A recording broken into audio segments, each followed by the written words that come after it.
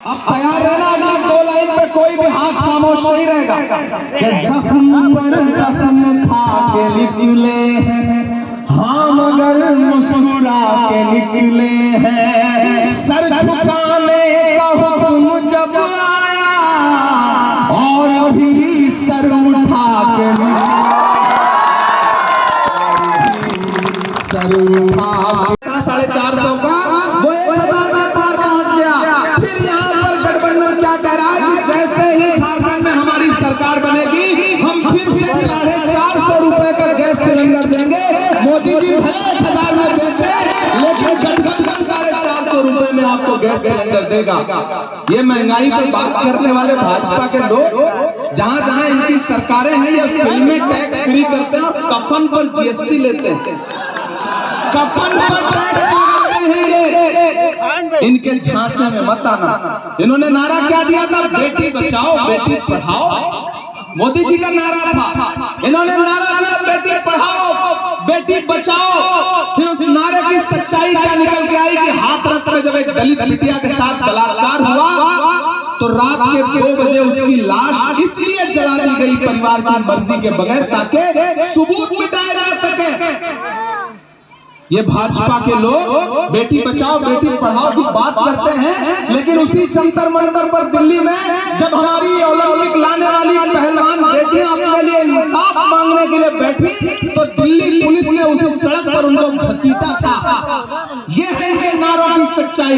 ये बेटी बचाओ बेटी पढ़ाओ का नारा देने वाली भाजपा, इनके नारों की सच्चाई ये है कि दिल्ली के लाल किले पर 15 अगस्त को खड़े होकर के प्रधानमंत्री ने खवातीन के लिए महिलाओं की सशक्तिकरण के लिए भाषण दिया और उस भाषण के 2 घंटे बाद गुजरात में 20 के बलात्कारी जो सजा काट रहे थे न सिर्फ छोड़े गए जेल से बल्कि उनको मालाएं पहना के भाजपा के लोगों ने उनका स्वागत किया।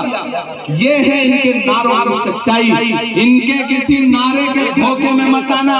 ये वोट मांगने आए तो बस इनसे ये कहना कि तुमने हमारे आदिवासी समाज के एक लोकप्रिय मुख्यमंत्री एक आदिवासी समाज के बेटे को जो 5 महीने जेल में रखा है ना, ये चुनाव उसका बदला लेने का चुनाव है।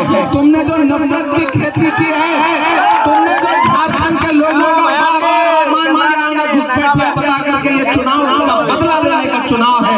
उनसे कहना कि जो तुम्हारे झूठे वादे हैं ये चुनाव उन झूठे वादों का बदला लेने का चुनाव है।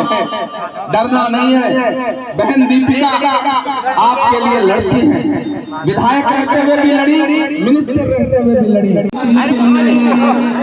आपके बीच में हासिल हुआ क्योंकि आने वाले दिनों में आपको न सिर्फ महाराष्ट्र के मुस्तकबिल का फैसला करना है बल्कि झारखंड के मुस्तकबिल का भी फैसला करना है। यहाँ बड़ी तादाद में नई नस्लें हैं, इस तरह माए बहनें खड़ी हैं, बुजुर्ग हैं। यहाँ पे मौजूद मोहन मरकाम साहब, आवाज नहीं आ रही क्या? आ रही है, अभी थोड़ी देर में आने लगेगा। आप बस खामोशी से खड़े रहे। इधर जो मीडिया के साथी खड़े हैं क्योंकि पीछे वालों को नजर नहीं आ रहा है तो आप लोगों ने थोड़ा सा आराम से रिकॉर्डिंग करेंगे, लेकिन आपकी भी जिम्मेदारी है कि रिकॉर्डिंग होने दीजिए क्योंकि कल को यूट्यूब पे सोशल मीडिया पे आपको इसे देखना भी तो है। तो इसलिए बेहतर होगा कि इन्हें रिकॉर्ड करने दीजिए, थोड़ा एडजस्टमेंट कर लीजिए। आवाम बहुत ज्यादा है, बड़ी तादाद है, मैं समझ सकता हूँ। मैं बहुत दिन से इंतजार में था कि आपसे मुलाकात जब अहले खिरत की बातों पर कुछ जाहिल शोर मचाते हैं, जब अहले खिरत की बातों पर कुछ जाहिल शोर मचाते हैं, जब बुलबुल हो तस्वीरें चमन और कौवे गीत सुनाते हो, चिड़ियों के घोंसलों में कुछ सांप उतारे जाते हो, जब माली अपने गुलशन में खुद हाथ से आग लगाते हो, इस दौर में हम दीवानों से तुम कहते हो खामोश रहो। मेरे भाई, अगर आपको ये लगता है कि 20 तारीख को आपको घरों से बाहर निकलना है और सिर्फ महागामा से विधायक चुनना है तो आप गलतफहमी के शिकार। ये चुनाव उससे आगे का चुनाव है। ये चुनाव इस बात का सबूत है कि आने वाले दिनों में दिल्ली की गद्दी पर तानाशाही को मानने वाले लोग बैठेंगे। डॉक्टर हट करके संविधान को मानने वाले लोग रहेंगे। ये चुनाव बहुत बड़ा चुनाव है, ये चुनाव बहुत अहम चुनाव है। एक तरफ नफरत खड़ी है और एक तरफ मोहब्बत खड़ी है। मैं राहुल गांधी का सिपाही हूं, आपके बीच में आया हूं अपनी बहन दीपिका पांडे जी के लिए आपसे अपील करने के लिए। मैं पूरे झारखंड के एक इलाके में जा रहा हूं। महागामा वालों, हटिया से लेकर के, मांडर से लेकर के, पलामू पाकी से लेकर के, इरबा कांके से लेकर के, खिजरी से लेकर के आज महागामा हूं, फिर जरमुंडी जाऊंगा, फिर मांडू जाऊंगा।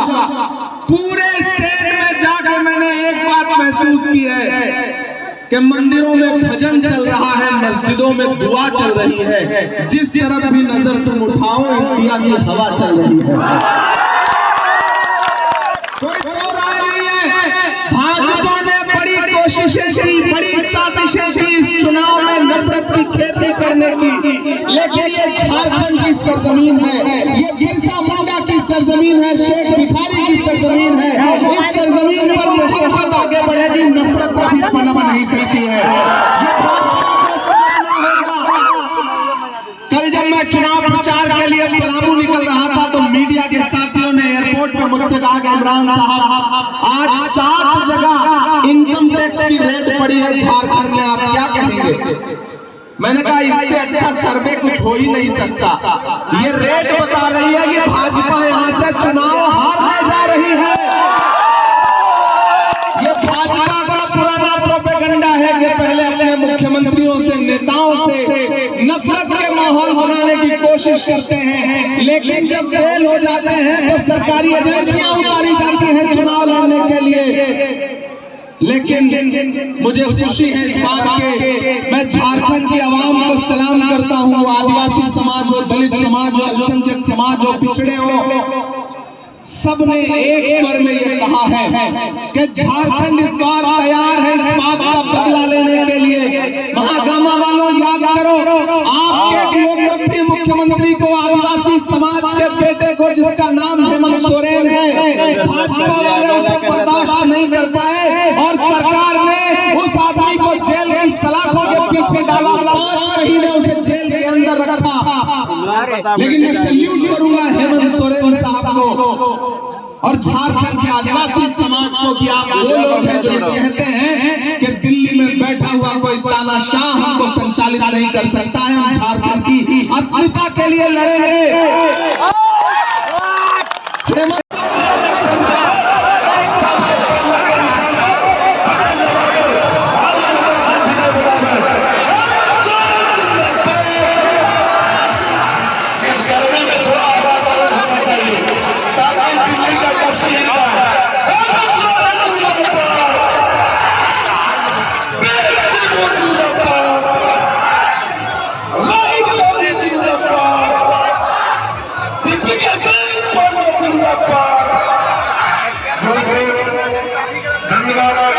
अपने अपने बातों को विराम देते हुए आप लोग सिर्फ तैयारी में बसते रहे। धन्यवाद। तो यहीं जहाज ना दिया हेलीकॉप्टर में जहाज